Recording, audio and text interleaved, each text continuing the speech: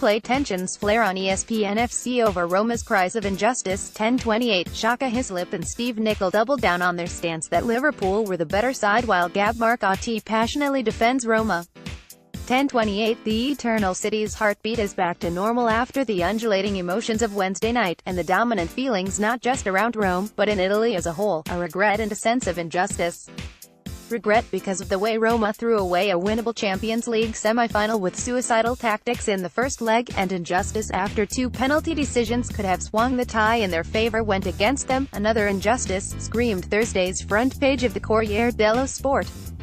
An absolute joke, raged chairman James Pulata, lamenting claims for nailed-on second-half spot kicks that were denied, allowing Liverpool to stay with 11 men on the field with half an hour to play. Pulata has been charged for his comments, but UEFA isn't going to stop Italian media getting its knickers in a twist.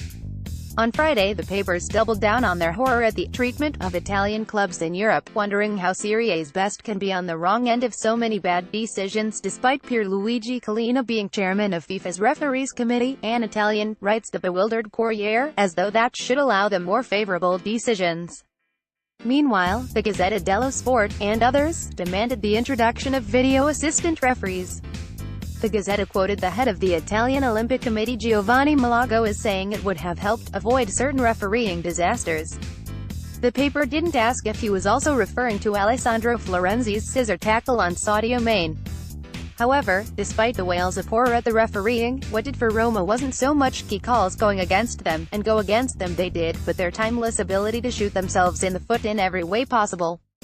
The Giallorossi came into Wednesday night's match, the club's biggest for over 3 decades, having to do the impossible for the second round in a row after melting in the face of Liverpool's awesome front three at Anfield. That 5-2 destruction, led by magnanimous old boy Mohamed Salah, was brought about by terrible management from Eusebio Di Francesco, whose decision to start with the back three and pit poor old Juan Jesus against Salah backfired spectacularly. Wednesday night's glorious, noble but ultimately useless win left Roma wondering what might have been. Daniele De Rossi reflects on Roma's Champions League semi-final defeat to Liverpool. Photo by Silvia Lorner. Photo via Getty Images. What was going through Raja Nainggolan's head when he laid that dreadful pass into the path of Roberto Firmino? No one knows. Perhaps it was, oh no, or maybe he was wondering where he left his cigarettes.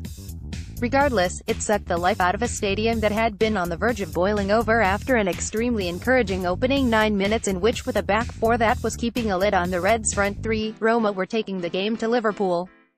Roma honored the city and the fantastic atmosphere in the Olimpico to win the match 4-2, but from the moment Mane collected Firmino's pass and expertly finished a lightning counter, the contest was dead. Hosts had simply left themselves too much to do. Even when James Milner amusingly face-slapped Dejan Lovren's clearance into his own net, the idea that Roma could score another 3 without conceding another was almost unthinkable. The scandalous ball watching that saw Jorginho Wijnaldum head home the away side's second unmarked from 6 yards out, despite the clear push on Edin Dzeko that led to the Bosnian nodding the ball to the Dutchman, showed the 61,000 people present why. Then came the decisions. Dzeko was wrongly ruled offside before he was clattered to the ground by Loris Karius 5 minutes after the break, but the striker's 7th goal in this season's Champions League, a new club record, a minute later seemed to have made up for that. It was Trent Alexander-Arnold's Buffon-esque save from Stefan El Shaarawy's shot that really stuck in the craw.